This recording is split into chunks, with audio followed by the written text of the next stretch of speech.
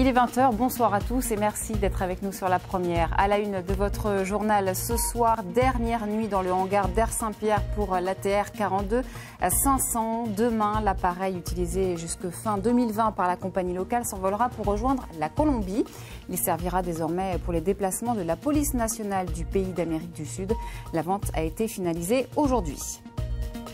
Fragment de territoire, c'est le nom de la nouvelle exposition de Pierre Châtel-Innocenti, 20 diptyques à découvrir en plein air à Saint-Pierre-Miquelon, mais aussi l'île aux Marins. Bonsoir Pierre Châtel-Innocenti, vous nous parlerez de votre travail dans quelques instants.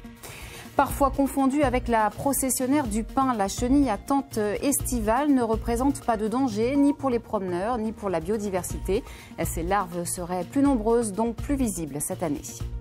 Et puis, que deviennent les jaunes partis en métropole? Réponse à la fin de cette édition. On reviendra sur le temps fort de leur journée, la visite du siège de la Fédération française de football, où ils ont été accueillis très chaleureusement.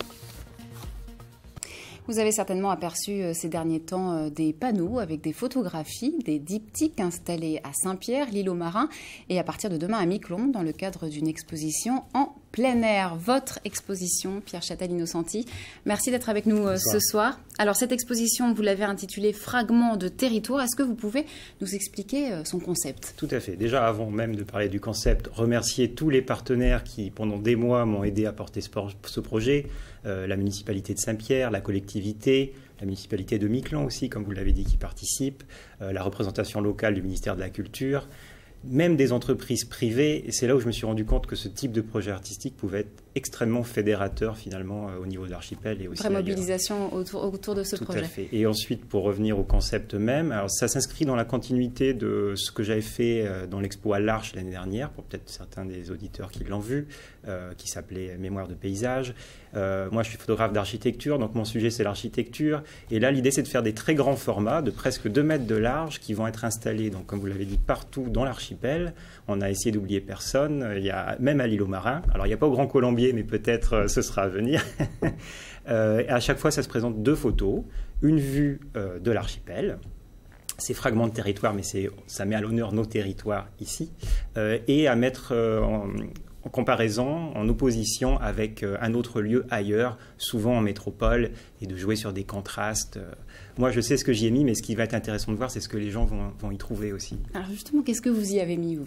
J'ai mis mes souvenirs, j'ai mis ma mémoire, et le photographe, il essaye de faire passer des sentiments. Moi, je sais que la nostalgie que m'évoque l'archipel, après tout, ça fait quand même plus de 20 ans que je suis parti, même si je finalement reviens de plus en plus souvent. Mais je sais que les spectateurs, le public, il reçoit souvent autre chose, et c'est tant mieux. J'espère que j'aurai l'occasion de discuter avec des gens qui auront vu les panneaux et qui me feront part de leur propre ressenti. Alors, l'une des particularités de cette exposition, vous l'avez dit, c'est qu'elle est en plein air. Qu'est-ce que ça change concrètement? Alors, déjà, c'est une première.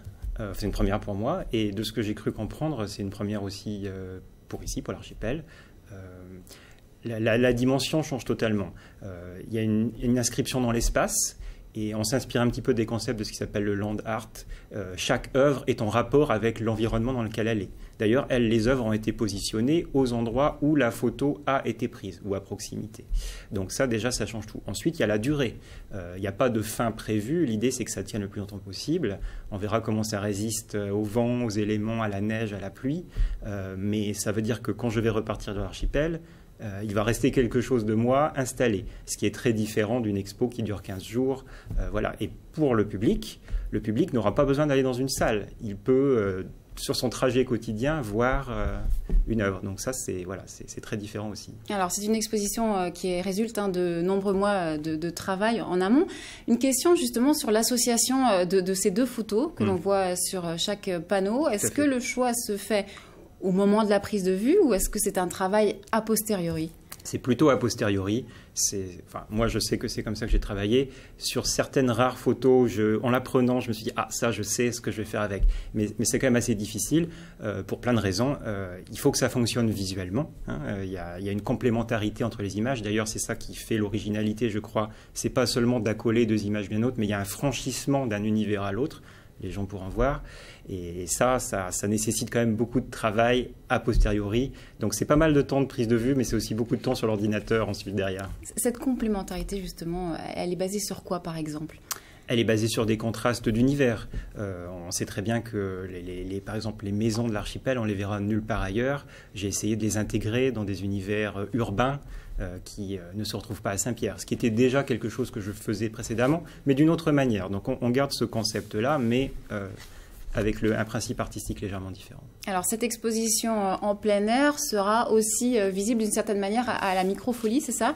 Tout à fait, tout à fait. L'idée, c'est d'avoir, notamment pour des raisons d'accessibilité, tout le monde ne peut pas aller à la montagne ou que sais-je, donc on va avoir un lieu unique où c'est une exposition qu'on pourrait appeler virtuelle, sur écran géant. Toutes les œuvres seront présentées à partir de samedi, pour une bonne partie du mois de septembre. Donc soit les gens qui ne peuvent pas se déplacer ailleurs, soit qui veulent avoir un avant-goût, peuvent aller à la Microfolie.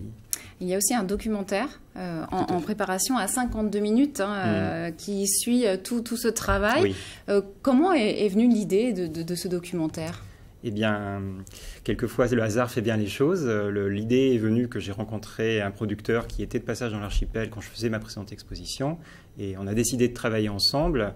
Et ce qui est vraiment, je pense, original dans la démarche, c'est que l'approche artistique de l'exposition et le documentaire se sont co-construits. C'est-à-dire qu'il n'y avait pas encore le concept de l'exposition au moment où on a décidé de travailler ensemble.